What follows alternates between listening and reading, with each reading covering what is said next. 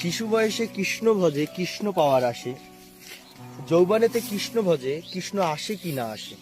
আর যারা বৃদ্ধ বয়সে কৃষ্ণ ভজে কেন জানেন? জমের তর আসে। দেখুন, শিশুকালটা হলো একটি সরলতার কাল। এই সময় ভগবান অল্পতেই ভক্তর কাছে ধরা দিয়ে দেন। এই কারণেই আমরা শিশু বয়সে যারা কৃষ্ণ ভজে তারা কৃষ্ণকে খুব তাড়াতাড়ি পেয়ে যায়। দেখুন, সেই গোপীনাথ, গোবিন্দ ঘোষের ছেলে, কত অল্প বয়সে কৃষ্ণ পেল। প্রহ্লাদ মহারাজ পেয়ে গেল, ধ্রুব মহারাজ পেয়ে গেল। এবার আসুন যৌবনের কথা বলি। যৌবন বয়সে তো আমরা কামিনীর কাঞ্চনের কোলে ঢলে পড়ি। কামের প্রতি লালসিত হয়ে আমরা তখন ভজনকে ভুলে গিয়ে সেই কামনায় জড়িয়ে থাকি।